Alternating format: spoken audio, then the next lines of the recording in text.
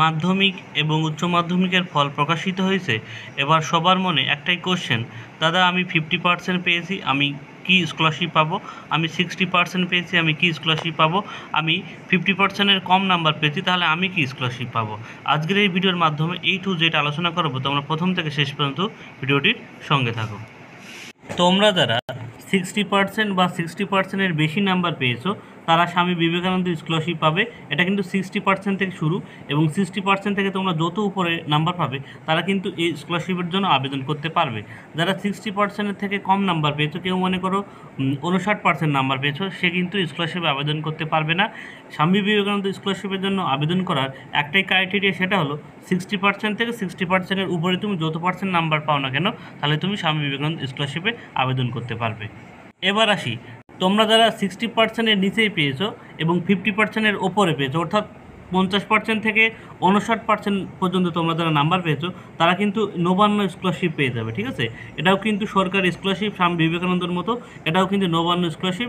এটা কিন্তু তোমাদের 10,000 টাকা করে দেওয়া হয়। স্বামী বিবেকানন্দ যেমন 12,000 টাকা করে দেওয়া হয়, এটা কিন্তু 10,000 টাকা করে দেওয়া হয় নবান্ন স্কলারশিপে। অর্থাৎ তোমরা যারা 50% থেকে 59% নাম্বার পেয়েছো তাদের কিন্তু একটা ভালো অ্যামাউন্টের স্কলারশিপ দেবে আমাদের রাজ্য সরকার, সেটা হলো নবান্ন স্কলারশিপ। এটাও কিন্তু তোমরা আবেদন করতে পারবে যারা 50% থেকে 59% নাম্বার পেয়েছো।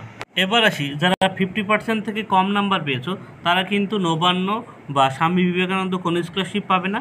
তারা কিন্তু ওএসসি স্কলারশিপটা পাবে। সেটা হলো তার মধ্যে SC/ST কাস্টের মধ্যে তোমার বিলং করতে হবে, বা SC/ST কার্ড তোমার থাকতে হবে, তাহলে কিন্তু তুমি 50%-এর কম নাম্বার পেলে তাহলে কিন্তু ওএসসিতে স্কলারশিপটা দেওয়া হয়, তাই তুমি সেই স্কলারশিপটা পেয়ে যাবে।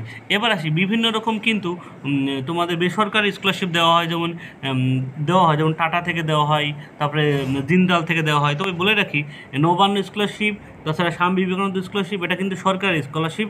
এগুলো কিন্তু তোমাদের 100% তোমরা কিন্তু টাকাটা পেয়ে যাবে। কিন্তু বেসরকারি যে স্কলারশিপগুলো আছে তারা কিন্তু সবার টাকাটা দেয় না। কোনো বছর 1,000 জনে দেয়, কোনো বছরে 2,000 জনে দেয়, কোনো বছর 5,000 জনে দেয়। তুমি আবেদন করতে পারবে, এবার তুমি টাকাটা পাবে কি না তার গ্যারান্টি কিন্তু কেউ দিতে পারবে না। অবশ্যই তুমি সেটা আবেদন করে রাখবে, যদি টাকাটা পেয়ে যাও তাহলে ভালো, না পেলে কিন্তু তোমার কিছু করার থাকবে না। তবে সব রকম বেসরকারি স্কলারশিপে কিন্তু একই ব্যাপার।